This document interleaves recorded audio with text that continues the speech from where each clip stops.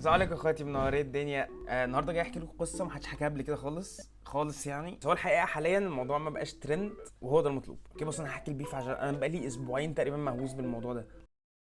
بيف كندريك ودريك هو الشكل الاحدث لبيفات الراب. زمان كان لازم اي بيف راب انه يخلص بان حد من الطرفين يموت في الاغلب، انما حاليا في العصر الكانسل كلتشر بقى والكلام ده كله، المين ستريم رابرز ما ينفعش معاهم كده خالص بسبب الضوء الكبير اللي بيبقى عليهم، اصلا ما ينفعش يحطوا نفسهم في موضع شبهات زي ده. فكندريك بقى يا اسطى، كندريك ده شيطان يا اسطى، قرر يحتال على الموضوع ده بشكل تاني خالص. قرر بدل ما كان القتل قبل كده حرفي هروح اقتلك واموتك، خليه معنوي. الموضوع مش متلخص في نوت لايك اس بس، عموما يا اسطى دي كانت اخر حاجه في البيف. بس هي الفكره ان اخر حاجه دي كانت عباره عن رقص على القلوب.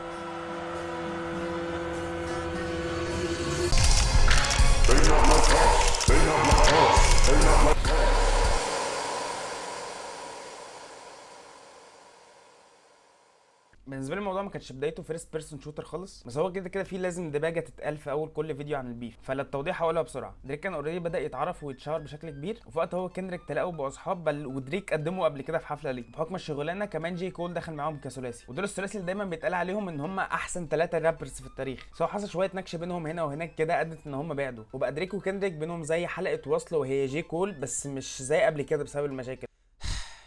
تمام الحته دي؟ تمام. بدايه الموضوع بالنسبه لنا كانت بدايه من البوم بتاع مستر مورالز، ما كانش فيه نكش ولا اي حاجه من الحاجات دي، بس تقدر تقول ان بيج ستيبر كان شخصيه كندريك لامار السيئه. ففي الالبوم كله كان متوحور ان هو عايز يبقى مستر مورالز مش بيج ستيبر. الالبوم ده كان بمثابه اعلان ان انا مش هعمل راب تاني وهركز مع عيلتي وحياتي وان الخير والسلام يا اسطى كان بيضحك علينا يا اسطى. ده كل اللي هو كان بيعمله بس ان هو بيتقي شره في الناس، اللي هو اصلا بس كنت عايز انصر الخير جوايا عشان ما اذاكش وما اشيلكش واحطك وارميك، وكل اللي حصل قبل كده كان عباره عن نكش بس لحد فيرست بيرسون شوتر. واللي بيتقال ان كندريك اصلا كان هيبقى جزء من التراك ده بس هو رفض. فجاي كول بقى يقول لك احنا 3 الكبار، كندريك يسكت يقول له لا يا اسطى انا بس الكبير هنا. قرر يطلق شخصيه الرابر والبيج ستيبر علينا، ودريك بقى قعد يشغل جي كول اللي هو يا اسطى لازم ترد. وجي كول بقى نزل البوم اسمه ماي ديليت ليتر، وكان ديس تراك على كندريك اخر تراك في الالبوم، ومن هنا كانت بدايه البيف الحقيقي. Man, that's the lamest shit I ever did in my fucking life, right? خلينا نقول ان مسح جي كول للديس وانه خد الحياد ده كان اكتر قرار حكيم خده في حياته تقريبا، عشان اللي حصل بعد كده يا اسطى يا دين النبي. دريك نزل بديس تراك بوش ابس، وكان كل اللي بيقوله في التراك يا اسطى انت مدير اعمالك بياخد منك 50% من الايرادات، يا قصير يا وحش يا صغير يا وحش، ازاي تعمل اغاني مع مارون 5 وتايلور سويفت. وعمل غلطه عمره لما جاب سيره ويتني مرات كندريك، وهنفهم ده ليه قريب يعني. وبعدها ديس تايلور ميد فري ستايل ده قرر بقى يجيب صوت سنوب دوج وتوباك بالاي اي بقى ولا يا اسطى ما حدش فاهم انت بتعمل ايه بجد. They did what? ودريك بقى هنا اللي هو عمل دسين باك تو باك عشان يضغط على كندريك اكتر واكتر وكل شويه ويكسب من الناس بقى، وانه جلد وعمل دواب. في نقطه مهمه انا ذكرتها لك من شويه، قلت لك ان في الاول اصلا كندريك ودريك كانوا صحاب، ومن الواضح ان في البوم مستر مورالز ان كندريك عنده سيلف اويرنس بشكل او باخر، حتى لو كان ده بيتزق بمساعده مراته بس ستيل هو عنده، يعني لو مش موجود بقى موجود. ولو بيبقى عنده ادراك لذاته من رايي ان هو بيبقى عنده ادراك للي حواليه وفاهمهم. فكندريك تحس ان علاقته مع دريك هو بقى حافظه وهرسه مجرد التعامل معاه بس بعد الدسين كندريك ما ردش. كندريك فضل 17 يوم في صمت تام، بعدين نزل يوفوريا. Euphoria. والفكره من نقطه مهمه برضو هنفهم بعدين قدام هي ليه مهمه. اول نقطه، ما تقولش كذب عني عشان ما اقولش حقيقه عنك، ما تجيبش سيره عيلتي عشان ما تجيبش سيره عيلتك، وما ادراك بقى شويه تلميحات لان دريك بيدوفايل. وفي رابر عمل بيف مع دريك قبل كده اسمه بوشا تي، كان قال في البيف ده ان دريك عنده ابن غير شرعي، وفعلا طلع عنده في الاخر يعني. دي نقطه مهمه فشخ، ركز فيها دي كمان. فهو قاعد بقى تحذيرات كندريك حرفيا كل ده بيلمح له بس من بعيد مش اكتر، بيحذره ويهدده بس. ويا الله دريك ما كانش مدرك قد ايه التحذير ده في محله. وكندريك عمل باك تو باك زي دريك، نزل ديس 16 الي عادي، عمل زي دريك عادي جدا مفيش اي مشكله. دريك يومها بالليل بعد الدس ده ما اهتمش بالتحذير، نزل فاميلي ماتر، وبدايه الدس كان صوته Maybe in this song, you shouldn't start by saying وبدا يقول ايه You mentioned my seed, now deal with his dad. I gotta go bad, I gotta go bad. طب كتر خيرك يا ريت. قصير وويتني مش عارف عملت ايه وراحت بص بقى دي هات لي عمك اكلمه عشان عايز راجل البيت، خلينا ركز مع دي برضه. وقال ان كندريك كان بيعنف مراته وبيضربها. كل نقط مهمه فشخ يا جدعان لقدام يعني. كله قال اوه جامد ادي يا دريك جامد. اكيد بقى كندريك هيتاخر زي كل مره ونستنى وهيرد ازاي ولازم دس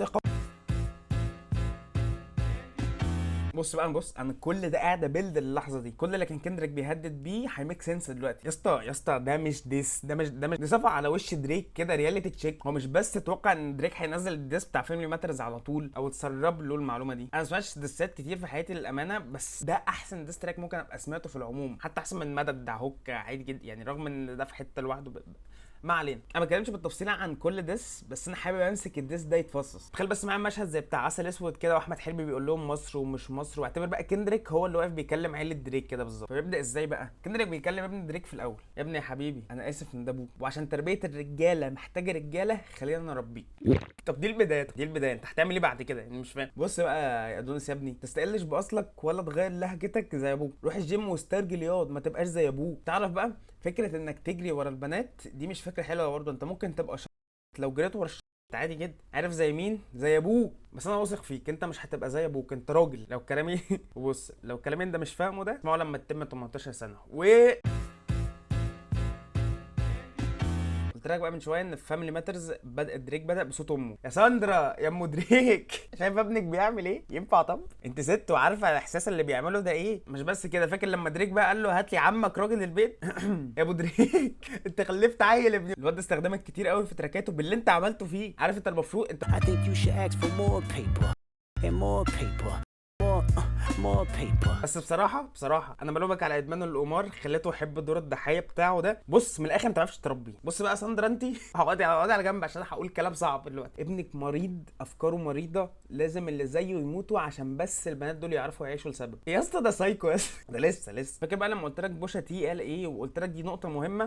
Dear baby girl. كندريك عمل نفس الحاجه دلوقتي، بس هل ده كذب؟ انا شفت رايي ان هو الدس من غير الحوار ده كان هيبقى جامد برضه، حتى لو شال الحته دي مش هتفرق في حاجه، وان هو مش مضطر يقول الموضوع ده. وانا بصراحه متفق مع الراي ده يعني، ميك سنس. من غير الحته دي في الدس كان هيفضل جامد برضه، بس هو برضه عملها. المهم ابوك كان المفروض يبقى معاك انا عارف، بس غالبا هو اتعامل معاه نفس اللي عمله معاكي. سامع يا ابو دريك؟ انا كان نفسي الدس ده يبقى بالمصري عشان نعتبره رايح رسمي خلاص. كان المفروض ان انتوا تكونوا عايشين حياه سعيده، انا عارف ده كويس. هو قرر يبوظ حياه عائلات الناس بدل ما يصلح حيلته هو. بس بصي انا مش عايز اسمع في يوم انك قاعده تجري ورا الرجاله بعدين عشان عايز تعوضي النقص اللي ابوكي عملهولي. في الاول وفي الاخر انا عارف ان انت قويه وشجاعه ومحبوبه وتقدري تصلحي منه، انا عارف ده كويس. بصي بقى انا هقول لك ابوكي ده ايه. ابوكي ده بيعرف يعمل هيتات قويه، كاتب شاطر، مؤلف شاطر. And the fucking dead beat that should never see more life. Meet the grand. بص بقى دريك، انت تعالى يا ابن اكبر غلطه عملتها بقى انك جبت سيره عيلتي يا اسطى. حذرتك يا اسطى. بص بقى انت سكير، مدمن قمار، ما بتعرفش تدير فلوسك، مدمن مخدرات، مدمن بنات. تلمي انت عاجبك حالك يا اسطى. قول لي هنصدقك ازاي؟ انت كدبت عن دينك، كدبت عن عمليه العضلات اللي عملتها، كدبت عن الجوست رايترز، كدبت عن لهجتك، كدبت عن بنتك وابنك، حتى انا الرابر الفنان الوحيد اللي كان ممكن يساعدك كدبت عنه. Fuck a rap battle. This a long life battle with yourself. لحظه انا مش عارف يعني لحظه هدوء يعني يعني نسكت يعني. ما كنت شايف ناس كاتبين في الكومنتات ان طبيعي ان ما يبقاش عليها فيوز كتير عشان هي ينفع تتسمع مره واحده بس. حرفيا انت لما تسمع التراك انت نفسك هتتوجع. ما بالك دريك هو حصل له ايه؟ اللي هو طب يا عم بتجيب سيره عيلتي، قبل ايه بقى عيله دريك؟ ده بيكلم ابن دريك، ام دريك، ابو دريك، ودريك نفسه، وبنته اللي مش موجود ما بيتكلم. هي الداتا جزء اساسي من اي ديس، بس كندريك حكاء شاطر اصلا، فطريقه السرد في التراك هي سر قوه الديس ده فعلا. في اراء تانية بقى اللي هو انت فاكر ان الديس ده هيتسمع يعني؟ طب هيحط على الريبيت ازاي؟ ما كانوش عارفين اللي جاي. بعد ما كندريك قتل دريك حتى لو معنويا، بس بعدها بيوم قرر يورينا ازاي هيرقص على قبره. I see dead people. بص بقى لما الدسين دول نزلوا ورا بعض، كندريك باك تو باك بتاع دريك. كندريك كان عارف بالظبط ان دريك هيعمل كده، ان اول ما كندريك ينزل الدس التاني هيروح هو منزل فاميلي ماترز بقى. وانا ذكي مش معقول. فقام كندريك بعديها بنص، هو اتاخر نص ساعه بس عشان كان في مشكله في النت تقريبا يعني. اما نزل 100 جرامز وبعديها بيوم قام رزعه ايه. فكندريك خد السلاح بتاع دريك اللي كان مستخدمه في الاول وقال كندريك بعد انقطاع 17 يوم انه يتكلم في اي حاجه نزل 4 دسات في يومين، ومن بعدها بقى عينك ما تشوف الا النور. هيت بالمعنى الحرفي، الهيت كاتشي فايرال في كل حته وهو بيقول على دريك انه بيدوفايل. يا اسطى انا حذرتك. وبعدها دريك رد عليه بدس، وانا مش عايز اتكلم عن الديس ده بجد يا اسطى. يعني انت يتقال لك ان انت بيدوفايل تقول لا انا ما كنتش منجذب لايميلي بوي برو. يا اسطى انت بجد انت صاحي؟ طب صاحي اللي انت بتعمله. كندريك ما اكتفاش بكده عشان هو كان عارف ان مسير الموضوع يموت. قرر ان هو بعد ما يرقص على قبره يقوم مطلع جثته من القبر بقى يمثل بيها وهو عمل بمبدا ذاكره العوام 3 ايام. كندريك قرر يمدها 306 يوم. كندريك عمل حفله في 19 يونيو 2024، ودي كانت اول حفله ليه بعد البيف. غنى فيها نوت لايك اس 5 مرات ورا بعض. ومين اللي قدم الملحمه دي في اولها؟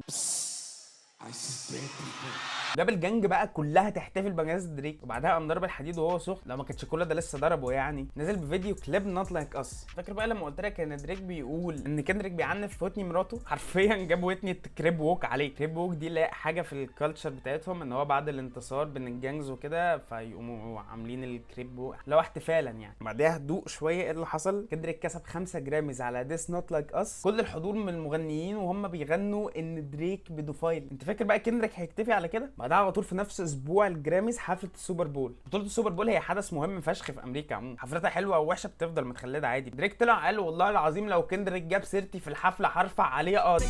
نقف بقى وقفه عند حفله السوبر بول دي. كندريك حاول بقدر الامكان انه يخليها مطبوعه في اذهان الناس لاكبر وقت ممكن. فعلى عكس حفلات السوبر بول الثانيه، كندريك كان مقرر ان الحفله دي مش هتبقى معموله للناس اللي في الاستاد. الحفله دي هتبقى معموله للي بيتفرج على التلفزيون دلوقتي، هترجع تتفرج عليه بعدين تاني.